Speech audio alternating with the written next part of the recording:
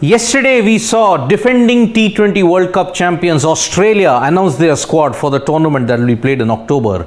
Today, their Ashes rivals England have announced their World T20 squad for the 2022 edition in Australia. There is one major change in this. It is kind of shocking, but it is not surprising. I will come to what is the squad for England and what are the changes that they have made and why one particular individual misses out in this. Firstly, the 2022 World T20 squad includes Jos Buttler as the captain, Moeen Ali, Johnny Bairstow, Harry Brook, Sam Curran is back, Chris Jordan, Liam Livingstone, David Malan, Adil Rashid, Phil Salt, Ben Stokes, Reece Topley, David Willey, Chris Wokes and Mark Wood. So two very significant developments, folks. Ben Stokes is finally back because he hasn't played a T20 match ever since March 2021, folks. So directly now he is in the fray for the T20 World Cup. Remember what Ben Stokes said? He retired from ODIs in order to concentrate on tests and play in the World T20.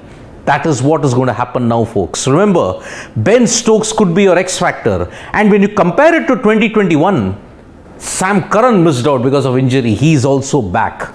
And this gives England an added benefit. Apart from that, Chris Wokes has recovered from his injury. And if you have to look at it, even Chris Jordan has recovered from his injury.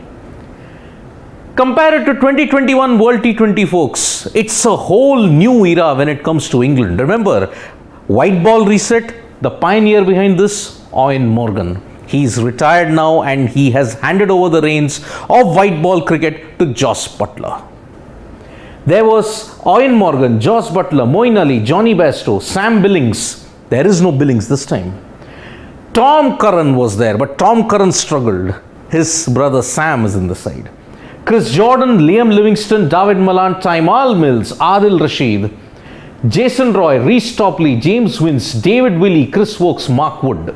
So essentially the batting core, the bowling core has kind of remained the same. The batting in some aspects has had some changes, especially when it comes to all-rounders and the addition of Ben Stokes and Jos Buttler, the captain. But one major name that has missed out in the World T20 squad for England is Jason Roy. Jason Roy has really struggled in the last couple of months when it comes to T20 cricket. The series against India was a classic example. He really struggled against the seaming ball. Bhuvneshwar Kumar really had him dancing on the pitch. He just could not pick him out. Even Arshdeep Singh troubled Jason Roy. 31 runs in 3 innings, and prior to that, he also underwhelmed in the series against the West Indies. So only 250s in the last 15 T20 innings, especially from a batsman coming at the top of the order, undid Jason Roy. 2022 average of 18 and just 104 strike rate. That had to go against Jason Roy, because remember, if it was for the middle order, you could probably excuse the strike rate of 104. Average could have gone against him, but at the top of the order where you have to set the tone, it was simply unfathomable, and that's why England had to axe him. Remember, folks, Roy Bairstow, Roy Buttler, that combination really helped England set about the tone of the white ball reset, and it all crescendoed in 2019 with that World Cup win. Decent white ball form, but perhaps why you could have included Jason Roy. Decent white ball record in Australia. Remember, he averages 50 in ODIs in Australia. He hit 180 during the 2018 series against Australia in Melbourne. But ever since then, he's had a slight dip. He averages 43 against Australia, though. Would not have been a bad bet to pick him, but recent form just did not back up. So what are the key takeaways from this England squad that has been announced? Chris Jordan, Liam Livingstone are all recovering from their injuries. Remember, even they too were laid low with a couple of injuries. Sam Curran and Ben Stokes, these two guys, two impact players, are back in the side. Chris Wokes and Mark Wood, they're also injury free now. So hopefully when England set about their white ball series, remember they are going to play 7 T20Is. For the first time in international cricket, there will be a 7-match T20I series against Pakistan.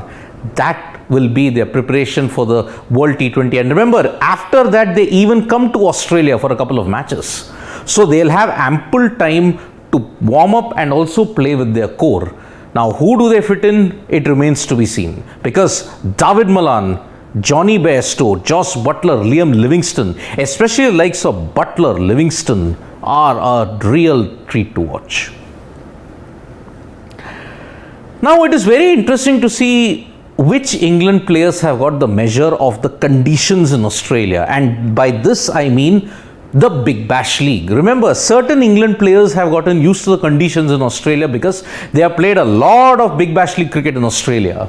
Liam Livingstone, you can say, is one of the prime beneficiaries of it. Perth Scorchers and the Melbourne Renegades, he will be playing for the Renegades in Big Bash League this year.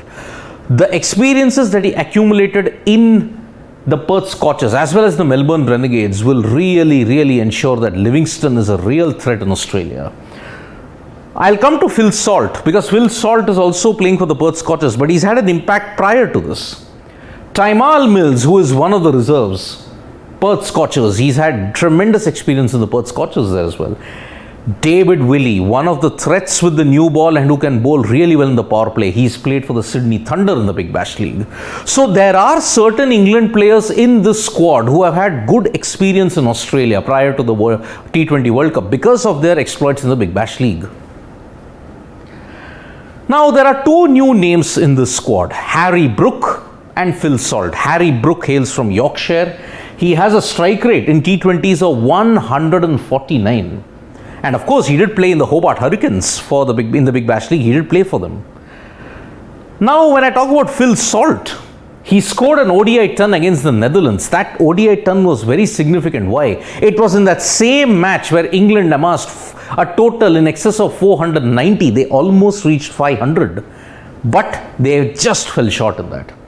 He has a T20 strike rate of 150. So Phil Salt and Harry Brook, they do have the potential. They can score aggressively towards the lower middle order and also in the middle order section. They are the floaters if you have to look at it. Both played in the India series. They played a couple of games against India. Salt played even in the ODI series against the Netherlands. But apart from that, they did struggle against a quality Indian attack. How do they fare up? It remains to be seen. England begin their T20 World Cup preparations with a 7-match T20I series against Pakistan. And remember, the Pakistan tour will be split into two halves. They'll play the 7 T20Is now, play the World T20 and then come back for the World Test Championship series. That will be England's, and that'll be England's final match of this cycle. After that, Pakistan will take on New Zealand. So after Australia, England have announced their T20I squad and more teams will announce their squads in the coming days. Remember, the final cutoff date is September 16th. So prior to that, you will have to announce your squads for the T20 World Cup. Thank you so much, folks, for joining us for the special live. We'll be back with more updates from the world of sports. Press the like, comment and share button. We are also there on Facebook, Twitter and Instagram. And don't forget to check out the Sports Talk English website and download the Sports Talk app. Thank you.